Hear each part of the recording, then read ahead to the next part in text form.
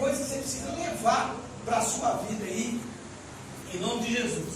Nós vamos entender alguns dos motivos pelos quais a igreja precisa estar sempre em oração. E isso vai facilitar você cumprir a sua meta de orar sem cessar, igual a palavra do Senhor nos diz. Irmãos, primeira coisa que você precisa entender: nós precisamos estar constantemente em oração, porque nós temos necessidades. Nós temos necessidades. Mateus capítulo 7, do verso 7 ao 12, o Senhor Jesus ele falou assim: pedi e dar-se-vos-á, buscai e achareis, batei e abri-se-vos-á, pois todo que pede recebe, todo que busca encontra, e a quem bate abrir-se-lhe-á. Ou qual dentre vós é o homem que, se porventura o filho pedir um peixe, lhe dará uma cobra? Ora, se vós que sois maus sabeis dar boas dádivas aos vossos filhos, quanto mais o vosso Pai Celeste, que está nos céus, vos dará coisas boas aos que lhe pedirem. O que Jesus está dizendo é que a gente precisa colocar a nossa necessidade diante de Deus. E se eu começar a te perguntar aqui, qual é a sua necessidade hoje? Eu tenho certeza que dá mais de uma folha aí para você. O que você precisa hoje? Irmãos, a gente precisa orar porque a gente tem necessidades. Olha, a Bíblia diz que todo ser humano, ele é naturalmente filho da ira. A Bíblia diz que todo ser humano, ele é naturalmente um ser distante e inimigo de Deus. Mas o Senhor Jesus deu a sua própria vida, se entregou numa cruz, e ele foi condenado no nosso lugar, perdoando os pecados daquele que crê e se entrega a ele. E aí o ser humano, então, que entregou a vida para o Senhor Jesus, ele passa de filho da ira para filho de Deus. E o Senhor aqui, ele se declara como nosso Pai. Para você ter ideia, o apóstolo João disse em João 1,12: mas todos quantos receberam, deu-lhes o poder de serem feitos filhos de Deus, a saber, os que creem no seu nome. O que João está dizendo é o seguinte: nós éramos filhos da ira, mas recebemos Jesus, agora somos filhos de Deus. Irmãos, para quem nós vamos apresentar as nossas necessidades? Para o nosso Pai. Paulo fala em Romanos capítulo 8, verso 15: porque não recebestes o espírito da escravidão, para viveres outra vez atemorizados, mas recebeste o espírito da adoção, baseados no qual clamamos: Abba, Pai. O que o apóstolo Paulo está dizendo é que nós estávamos distantes de Deus, mas nós fomos adotados por meio do Senhor Jesus, e nós nos tornamos filhos dele, e agora nós somos aquele de quem ele cuida, nos mínimos detalhes. Todo pai normal, em sã consciência, ele vai suprir a necessidade dos seus filhos, e o Senhor, ele se declara como nosso Pai. E a Bíblia diz: pedi e dá-se-vos-á, buscai e achareis, batei e abri-se-vos-á. Deus não vai te dar uma coisa ruim. Irmãos, nós sabemos que nós não servimos ao Senhor por causa do que Ele dá. Mas quem dá as coisas para o seu povo é o Senhor. E a nossa necessidade a gente tem que colocar diante dEle. Essa que é a realidade. Você precisa perseverar em oração porque você tem necessidades. Em Gênesis capítulo 28, nós vemos, por exemplo, a vida de Jacó. Jacó sai de casa fugido porque o irmão queria matá-lo. E no meio do caminho, Jacó tem experiência com Deus, entrega sua vida para o Senhor. O coração dele é transformado. E aí, Jacó tinha uma longa jornada pela frente, muitos perigos, muitas necessidades, e Jacó faz uma oração.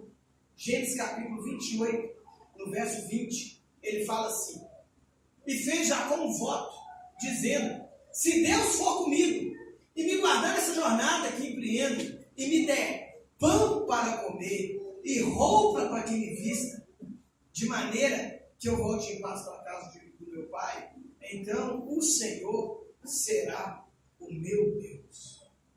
O que Jacó está dizendo é o seguinte: eu confio no Senhor para me dar o que vestir. Eu confio no Senhor para me dar o que comer.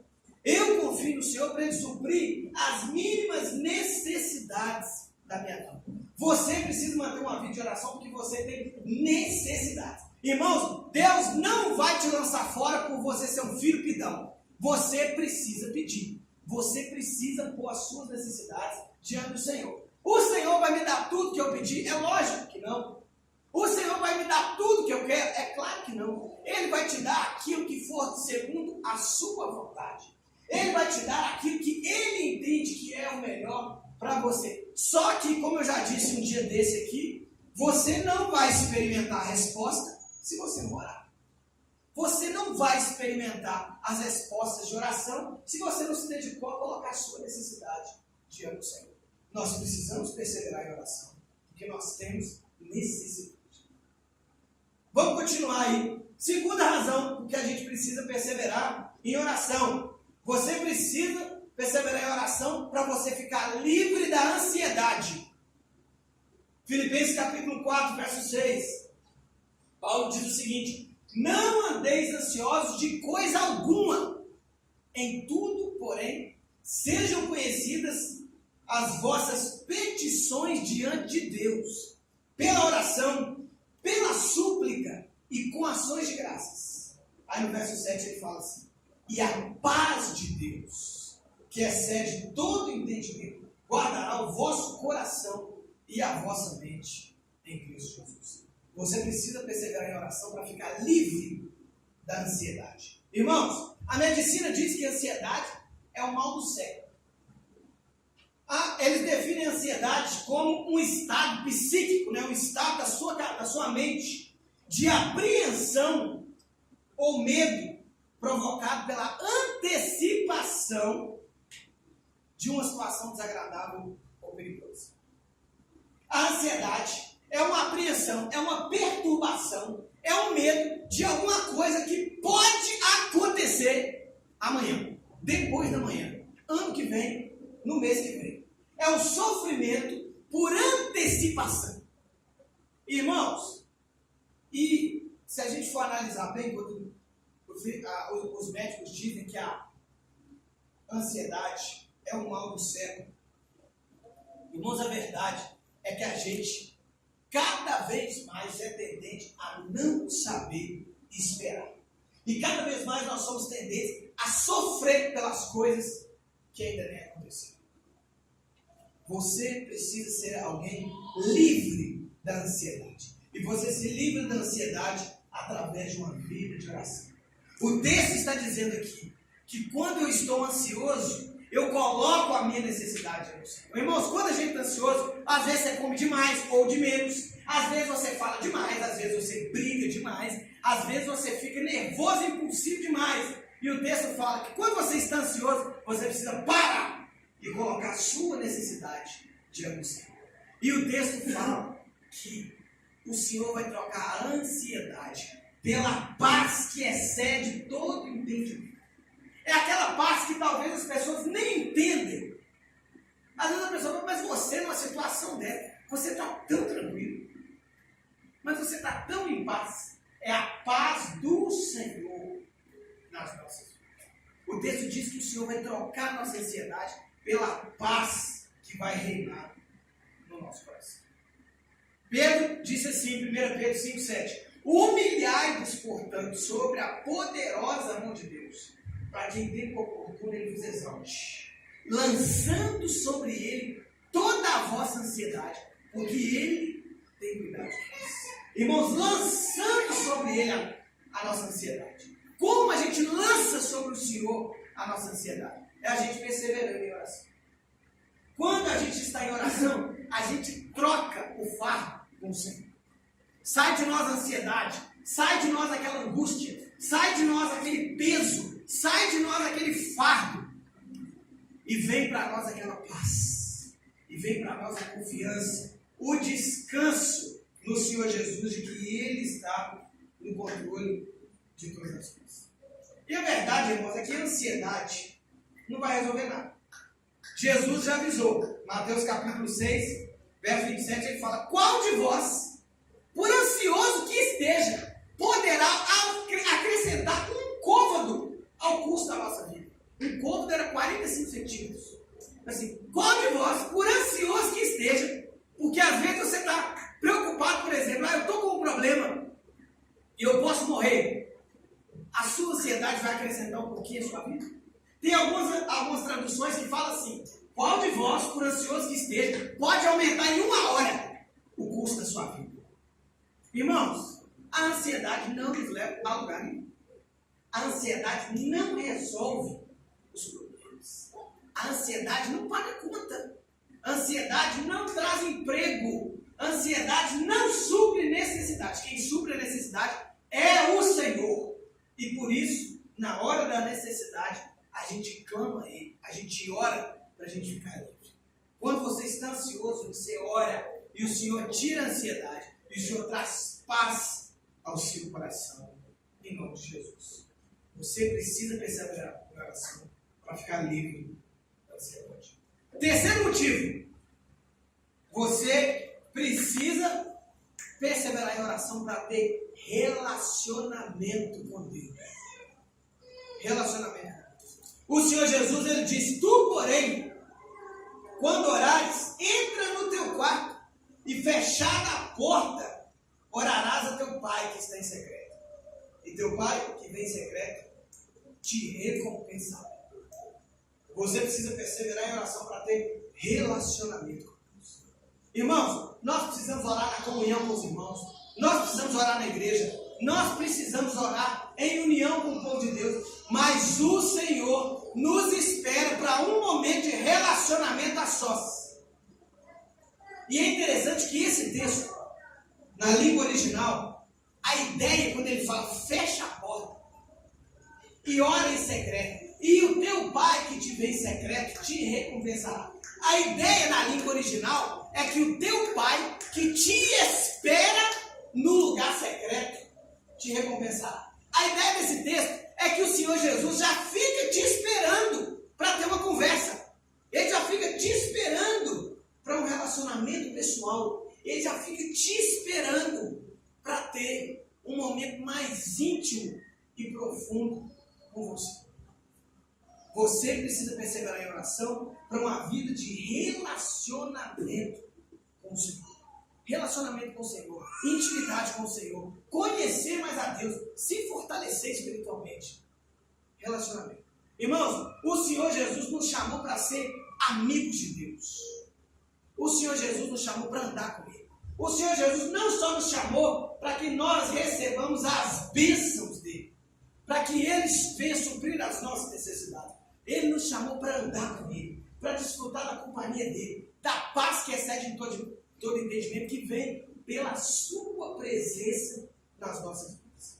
Você precisa melhorar o relacionamento com Deus. Irmão, às vezes, a gente conversa com um casal, por exemplo, que está com muito problema de relacionamento. E aí você pergunta assim, mas qual que é o problema? Geralmente a mulher fala assim, o problema é que ele não conversa. O problema é que ele não fala. Isso é um problema sério de relacionamento. Irmãos, você precisa falar com o Senhor. Você precisa ter momentos de intimidade com Deus. Você precisa ter momentos que você desliga o celular, fecha a porta, fala para ninguém te incomodar. Você tem um papo com o Senhor ali, descansando o seu coração. O Senhor te espera no lugar secreto de oração. É isso que Ele quer de você. Quando o Senhor Jesus entrou em Jerusalém, antes de ser crucificado, o Senhor Jesus olhou para aquele povo, em Mateus capítulo 24, no verso 37, e Ele diz assim, Jerusalém, Jerusalém, que matas os profetas e apedrejas os que te foram enviados. Quantas vezes eu quis reunir-vos, como uma galinha ajunta os seus pintinhos debaixo das suas asas, e vós não quisestes. Jesus olha para aquele povo, quantas vezes eu quis que vocês andassem perto de mim. Eu quis acolher vocês na minha presença, no meu aconchego, e vocês não quiseram, que vocês preferiram outras coisas. O que o Senhor Jesus busca em nós é um relacionamento. Um relacionamento íntimo e verdadeiro. Você precisa perseverar em oração para melhorar seu relacionamento. Quarta razão. Nós precisamos perseverar em oração para que a gente fique livre do pecado. Mateus capítulo 6, no verso 13, na oração do Pai Nosso, o texto diz assim: e não nos deixes cair em tentação, mas livrai-nos do mal. O Senhor Jesus nos ensinou a orar para que nós não caiamos em tentação. Que na verdade, irmãos, quando a nossa vida de oração está mais fraca, quando a nossa vida de oração está em baixa, nós estamos mais expostos ao pecado. Nós estamos mais expostos aos desejos da carne. Nós estamos mais propícios a dar lugar à ira, a dar lugar à impureza, a dar lugar à mentira, ao adultério, aos impulsos da carne em geral. Quando a nossa vida de oração está mais embaixo, o pecado tem mais espaço nas nossas vidas. E Jesus mandou que a gente orasse para que a gente não caia em tentação. O Senhor Jesus mandou a gente orar para a gente ficar livre do pecado. Irmãos, quantas vezes a gente ora e fala: Senhor, eu não quero ser mais assim. Passam os dias, a gente está fazendo tudo de novo. Irmãos, a gente precisa perseverar em oração. Que é assim que a gente consegue vencer o pecado. É assim que a gente consegue vencer as tendências da carne que gritam dentro de nós. Irmãos, a gente podia lembrar, por exemplo, do apóstolo Pedro. Irmãos, o Senhor Jesus, antes de ser crucificado, celebrou a Páscoa com os discípulos, ceou com os discípulos, se retirou para o Monte das Oliveiras. No Monte das Oliveiras, Jesus começa a dizer que eles vão se escandalizar, que eles vão abandoná-lo. E Jesus fala assim: isso não vai. Pedro fala assim: isso não vai acontecer comigo. Isso não vai acontecer comigo. E Pedro chega a falar assim: ainda que eu tenha que morrer com o Senhor, eu vou até na morte, mas eu não te abandono. Aí eles se retiram para o Getsêmani. E Jesus, ele vai passar um tempo em oração. E Jesus, ele se retira um pouco mais à frente de Pedro, Tiago e João, que estavam com ele ali naquele momento de oração. Quando Jesus volta, os discípulos estão dormindo. Jesus os desperta e fala que eles precisam vigiar, porque a carne é fraca, que eles precisam permanecer em oração. E Jesus se retira mais à frente e continua em oração. E ele volta novamente. E ele acha os discípulos dormindo. E ele desperta os discípulos novamente. E ele volta a orar. E quando ele volta para perto dos discípulos, pela terceira vez, ele acha os discípulos dormindo.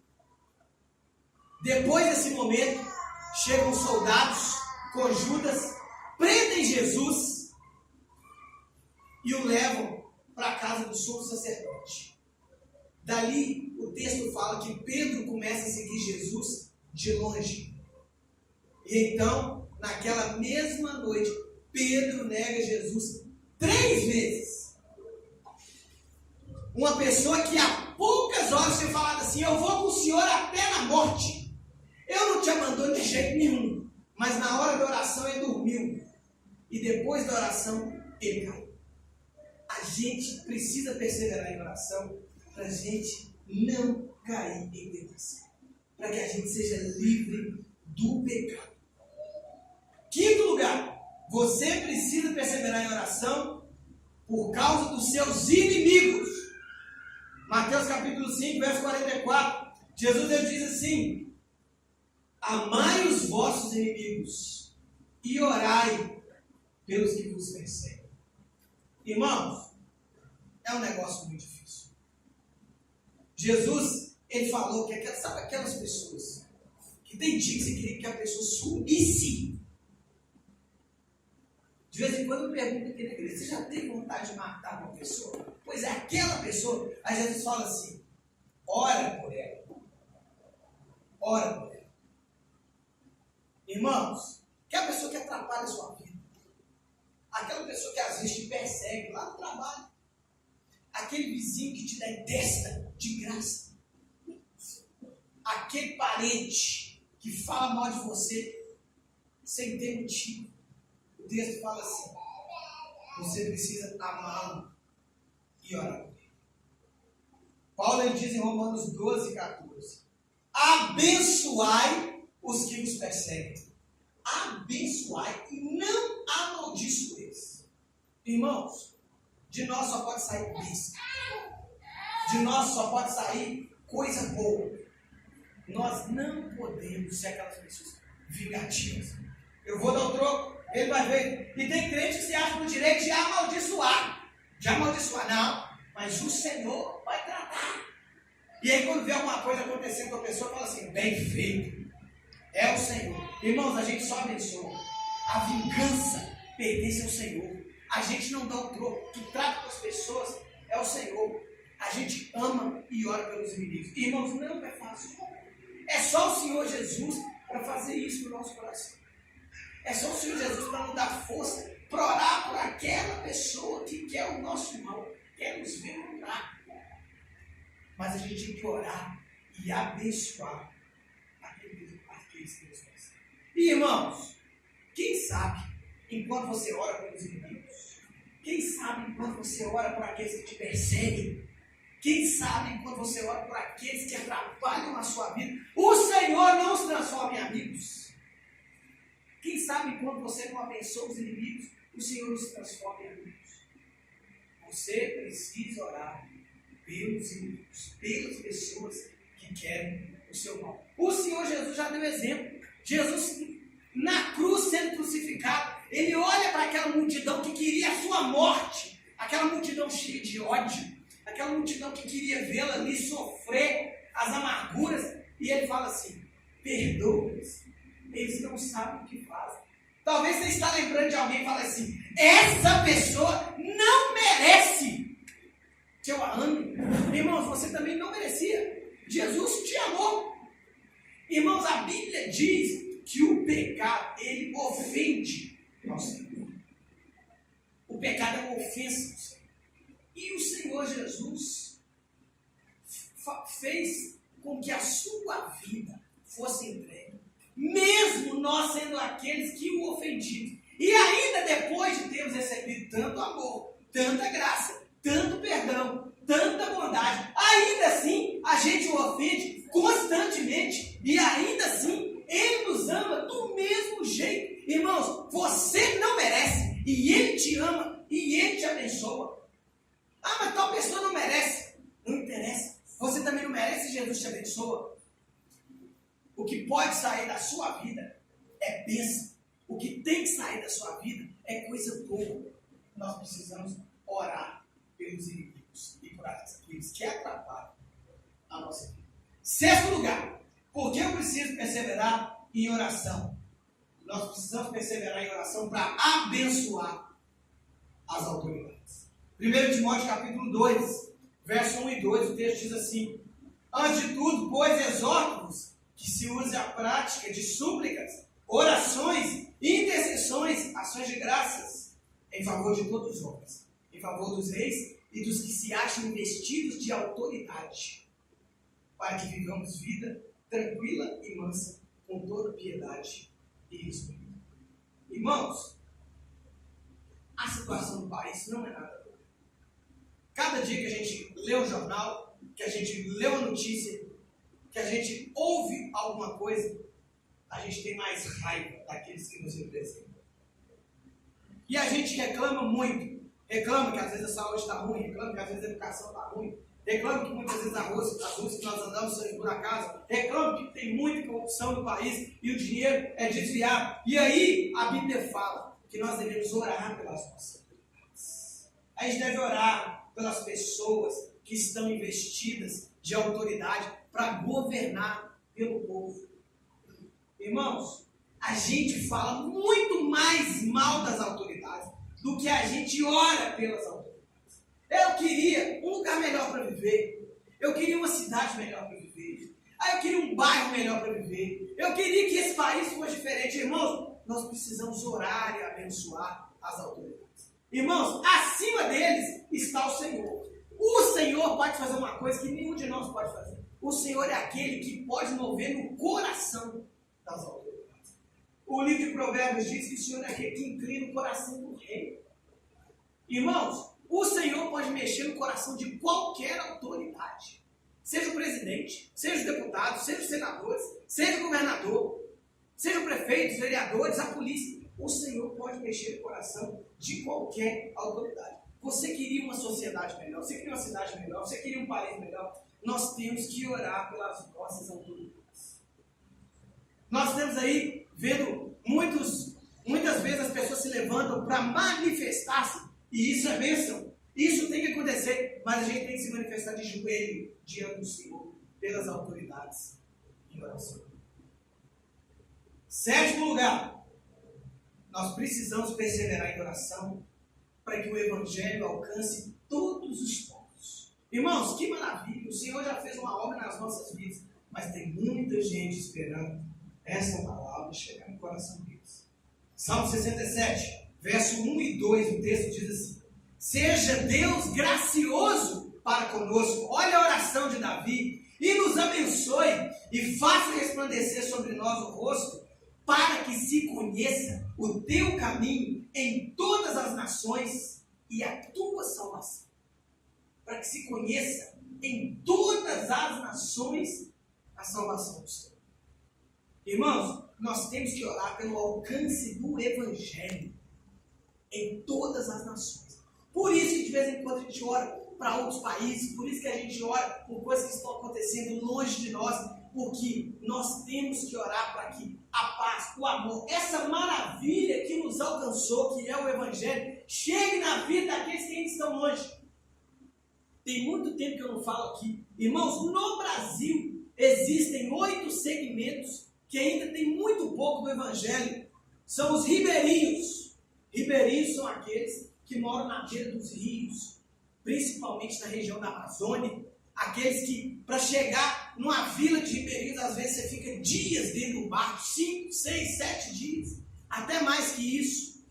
Os ribeirinhos estão entre as pessoas menos alcançadas dentro do Brasil. Outros ainda, os quilombolas, descendentes de escravos, que se reúnem em comunidades fechadas, têm a sua própria cultura, têm a sua própria religião, estão fechadíssimos. O Evangelho ainda é muito pouco difundido entre os quilombolas. Em Contagem tem uma comunidade quilombola, são os Arturos. Outro povo, os sertanejos, aquelas pessoas que estão no sertão, principalmente na região nordeste do Brasil. Às vezes tem um assentamento sertanejo com 15 famílias, e aí você anda quilômetros e quilômetros até achar o próximo assentamento. Aqueles que vivem no sertão ainda são pouco alcançados pelo Evangelho. Outro povo, ciganos.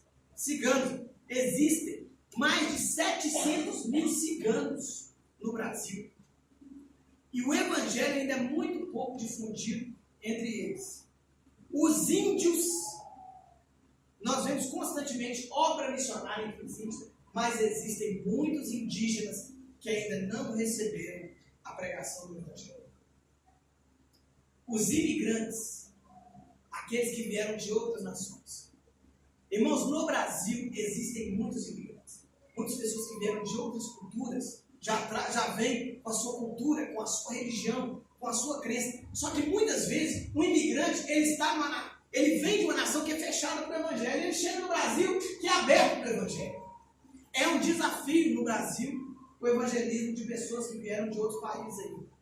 E outros 2 povos ainda. Os mais ricos e os mais pobres.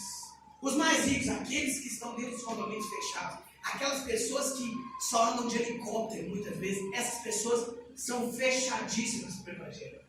E os mais pobres, aqueles que estão debaixo da ponte, aqueles que estão abaixo da linha da miséria, é muito difícil ainda a pregação do Evangelho entre essas pessoas. 8 segmentos aqui, de grupos não evangelizados dentro do país. Nós temos que orar para que o Evangelho chegue a todas as nações, a todos os povos, a todas as línguas. Eu mostrei aqui esses dias, amigo nosso, pastor Tony Gula, africano, lá de Angola, já esteve aqui 2 vezes. Ele chegou numa tribo que não conhecia o Evangelho, que era fechada e que, inclusive, eles tinham um dialeto próprio, que quase ninguém sabia falar. E eles arrumaram uma moça que traduzia, e ele pregava, e a moça interpretava, e estão lá pregando o Evangelho para todos. Já veio aqui também um missionário, Ivanildo, que está entre os ribeirinhos da Amazônia. E eu queria que, se possível, você escrevesse o nome dessas duas pessoas aí. Eu estou falando aqui de perseverar em oração. Você podia adotar esses dois homens em oração. Ivanildo, que está nos ribeirinhos. Tony, põe Tony, que é mais fácil.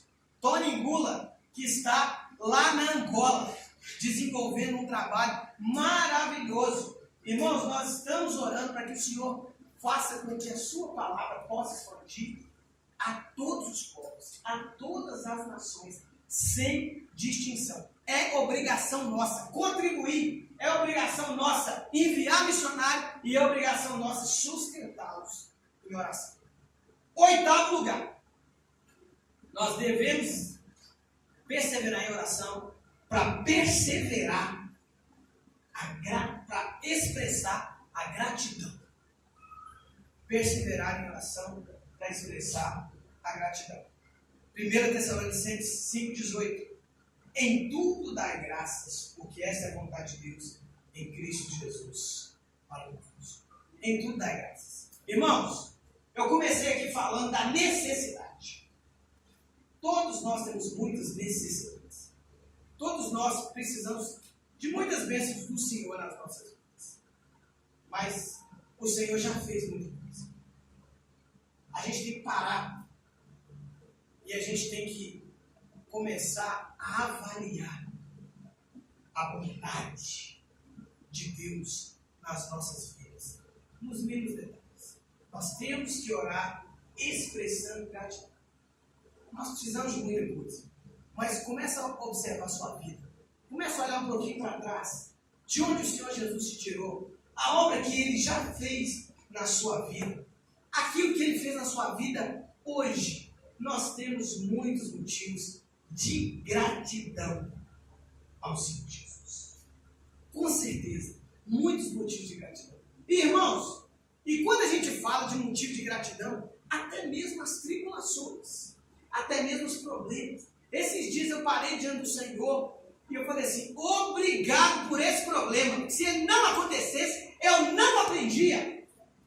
Se ele não acontecesse, eu não superava, eu não amadurecia. Porque as tribulações, as dificuldades, elas nos amadurecem. Elas são também um instrumento do Senhor para que a gente cresça espiritualmente e a gente desenvolva e a gente aprenda a viver melhor. Então, gratidão também pela tribulação. Senhor, obrigado. Davi fala lá no Salmo 119: se eu não tivesse passado pela aflição, eu não teria aprendido. Muitas vezes, a aflição, a tribulação vem para que a gente cresça. É motivo de gratidão. Até no problema, o Senhor está no controle. Nós precisamos perseverar em oração para expressar a gratidão. Irmãos, 8 motivos. 8 motivos. Se você colocar tudo isso em prática na sua vida, você tem muito assunto para perseverar em oração.